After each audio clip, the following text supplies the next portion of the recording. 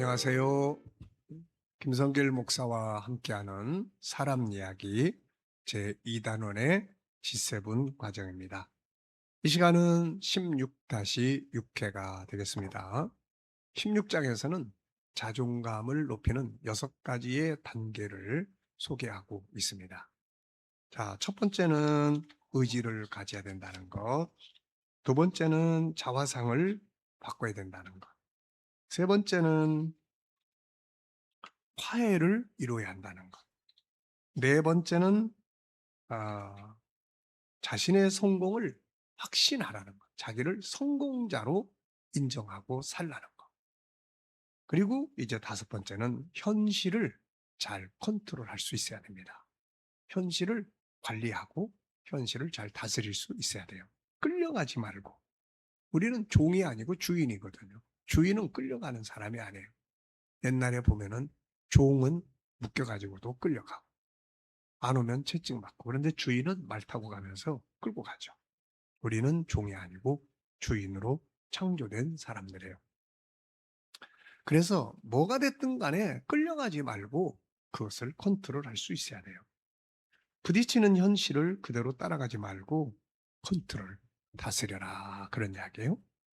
남이 하는 말에 붙들려서 그대로 인생을 살지 말고, 남이 하는 말도 그걸 다스려요. 내 속에 들어와서 나를 지배하게 하지 말고 그걸 다스려. 그걸 해석하고 분석해서 날려버려요.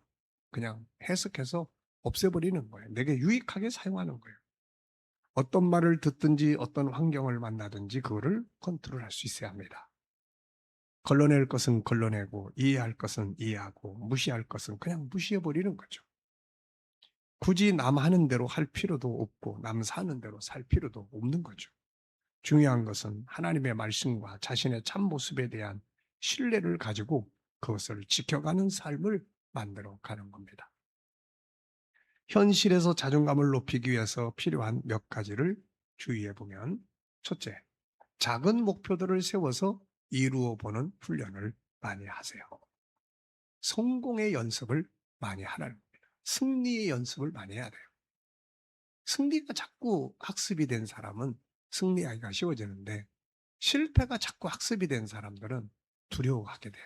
그 두려움이 또 실패를 만들게 되기도 합니다. 그래서 처음부터 엄청 큰 목표를 정하지 말고 처음에는 조그만 목표. 예를 들어서 수학도 뭐 엄청 어려운 거를 처음부터 출발하지 말고 1 더하기 1은 1, 1 더하기 1은 얼마? 2, 2 더하기 2는 얼마? 4. 쉽잖아요. 그래서 성공하는 걸 자꾸 연습을 해야 합니다. 아이들도 마찬가지예요. 아이들도 자꾸 실패를 학습하면 나중엔 주저주저 하게 되고 그래요. 자기와의 싸움에서 이기는 성공의 기록을 많이 올리면 자존감이 올라갑니다. 자존감을 높이기 위해서 성공과 성취 점수를 높이는 것이 좋죠. 성공 경험이 많을수록 자존감은 올라갑니다. 반대로 성공 경험이 낮고 실패가 많을수록 자존감은 공격을 받아요. 두 번째는 때로는 자기에게 거는 기대 수준인 욕심을 좀 낮춰보면 자존감이 높아질 때가 있어요. 현실적인 자신과 이상적인 자신의 차이가 클수록 열등감이 커지고, 자신에게 거는 환상적인 기대나 이상을 버리고 현실적으로 실현 가능한 이상을 설정하고 그것을 실현시키다 보면 자존감을 높이게 됩니다. 세 번째는 욕심을 좀 줄이면 자존감이 올라가요. 욕심이 많을수록 자존감은 낮아집니다. 사실 모순되어 보이지만 열등감의 심리에는 욕심이라는 게 숨어져 있어요. 남을 밟고 위에 서려는 욕심이죠. 돈 많은 부자로서 돈을 자랑하고 싶은 욕심도 있습니다. 출세에서 남을 힘으로 지배하고 싶은 욕구가 열등감의 뒤에 은밀히 숨어 있는 경우도 있죠. 이런 욕심을 채워주지 못하는 자신의 외모, 능력, 재산, 집안이 부끄럽고 싫은 거죠. 그래서 그런 것 때문에 자존감이 낮아지게 돼요. 이럴 때 이런 욕심을 버리고 나는 나답게 그냥 살면 되지 뭐. 그러면서 극복해 나가면 자존감이 높아집니다. 그래서 나답게 살려고 하는 자세가 아주 필요한 거죠.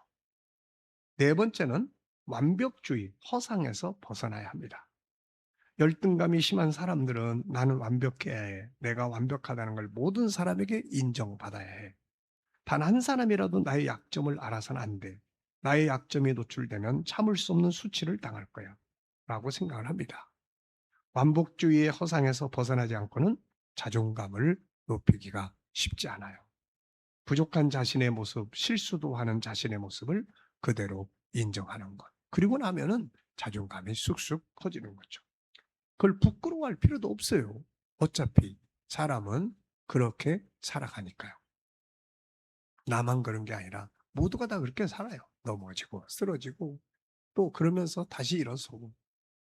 한 번은 내가 봤을 때도 그분의 신분이나 뭐 이런 게 굉장히 아주 높은 사람인데 이분이 상담을 하러 왔는데 상담한 이유가 열등감 때문에요. 그럼 내가 신기해서 쳐다봤어요. 아니 이런 분이 무슨 이 열등감이 있다고 그러나. 그러면서 인간의 본질은 원래 못하는 겁니다. 아니 못하는 사람이 못하는 게 뭐 잘못된 거 있어요? 잘하려고 하지 마시고 그냥 자기답게 사세요. 이러고 이야기를 했던 적이 있습니다. 이런 걸 벗어버려야 돼요. 완벽주의, 자기 신분에 맞는 그런 어떤 예, 그런 어떤 상태. 이거 다 허상이거든요. 다 이거. 그래서 자신의 모습, 실수도 하는 자신의 모습을 그대로 인정해주고 부끄러울 필요 없는 거예요. 그것을 감출 필요도 없는 거죠. 주님은 이 모든 걸 다 받아들이십니다. 그래서 성경은 우리가 약할 때 그분이 더욱 강하게 일하신다고 말씀하고 있는 거죠. 자존감을 높이기 위해서는 완벽해야 한다는 압력으로부터 해방되어야 합니다. 자신을 있는 그대로 받아들일 수 있어야 하고 또 자기도 부족하고 연약해서 넘어질 때도 많다는 것을 인정하고 그걸 전혀 부끄럽지 않게 생각하는 것. 이것이 자존감이 높이는 방법이에요.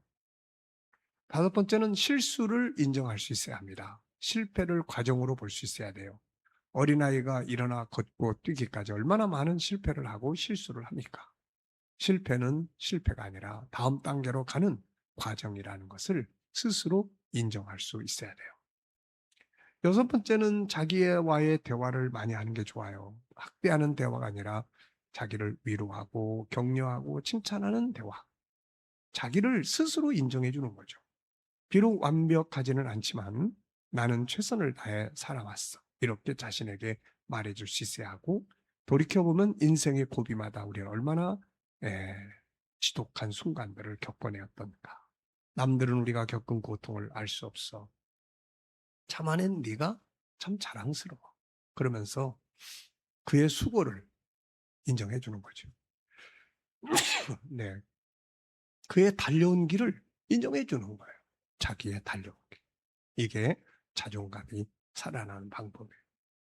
성폭행이나 왕따를 당한 후에 열등감이 빠진다면은 내가 못나서 그런 일을 당한 거야. 이렇게 자기를 비난하지 말고. 네. 그때는 내가 어려서 잘 몰라서.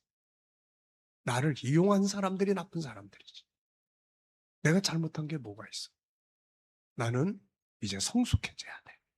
그러면서 자기를 위로할 수 있어야 합니다. 다윗은 고난과 괴로움을 당할 때 자기 영혼에게 이렇게 이야기를 했죠.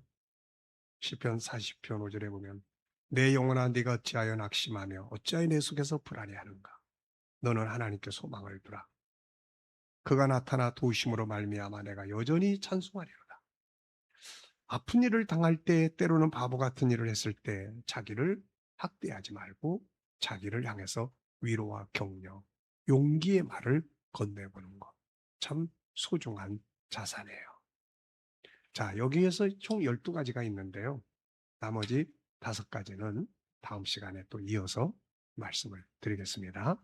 하나, 둘, 셋, 넷, 다섯, 6개. 자, 이 시간은 6가지 이야기를 나눴어요. 작은 목표들을 세워서 이루어보는 훈련. 자기에게 거는 기대 수준이 욕심을 좀 낮춰보는 거. 네, 욕심을 좀 줄여보는 거. 완벽주의 허상에서 벗어나라는 거. 실수를 인정하라는 거. 자기와의 대화를 많이 해보라는 것. 이런 것들이 하나하나 나의 자존감을 높여주는 소중한 역할을 해줍니다. 자, 우리는 하나님을 닮은 소중한 사람이라는 걸 잊지 마시고 자존감을 높여보시기 바랍니다. 이 시간 여기까지 하고 마치겠습니다. 감사합니다.